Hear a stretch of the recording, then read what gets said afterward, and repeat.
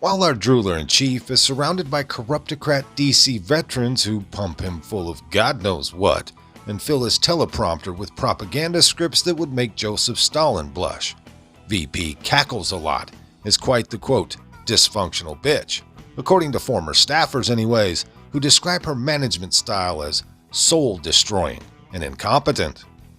In a new report from The Washington Post, just days after the departure of spokesperson and longtime aide Simone Sanders, the former staffer makes clear that the woman who's just one heartbeat away from the presidency is a nightmare boss, and who doesn't read briefings, is degrading towards employees, and who has, quote, struggled to make progress in her vice presidential portfolio or measure up to the potential that has many pegging her as the future of the Democrat Party. Now, before we go any further, I need to point out a few things about Simone Sanders herself. She's quite a character in her own right.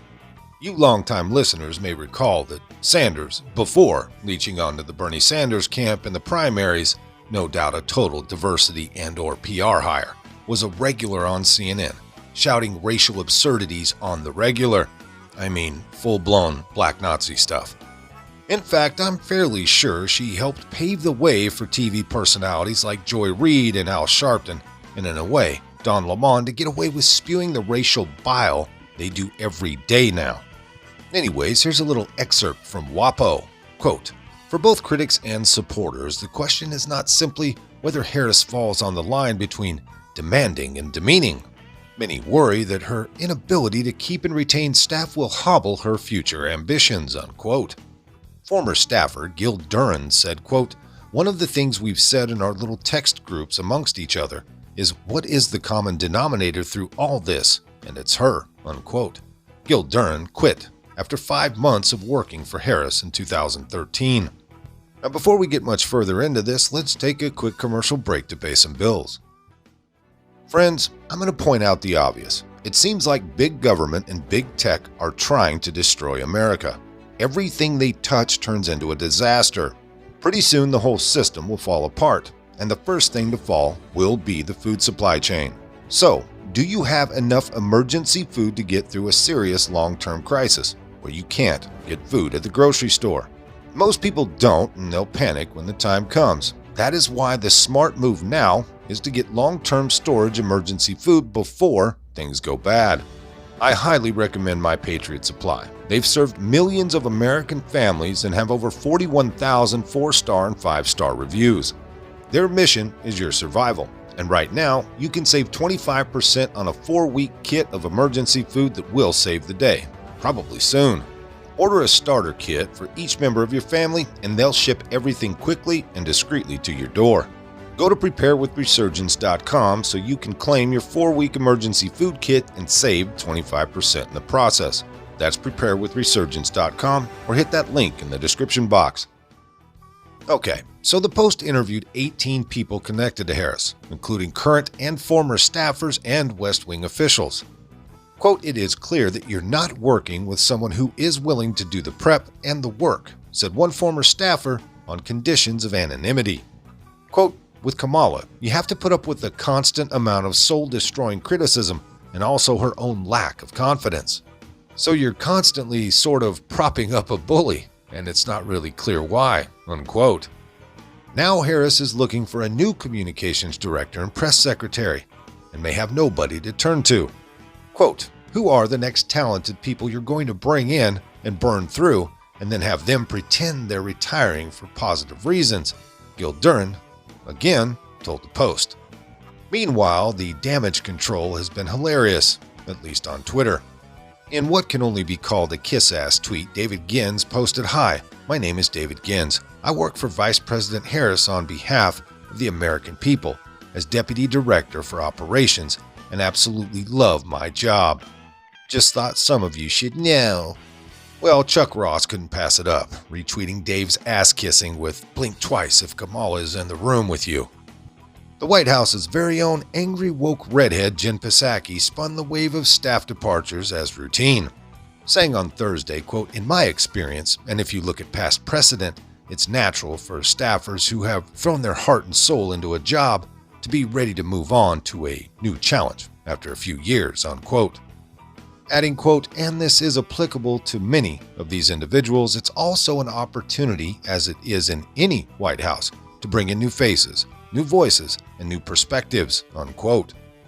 Yeah, we get it, Jen, like with everything else. Move along. There's nothing to see here, right? In July, Kamala's staffers began leaking, telling Politico that Harris's office was a toxic, abusive environment where, quote, "people are thrown under the bus from the very top," unquote.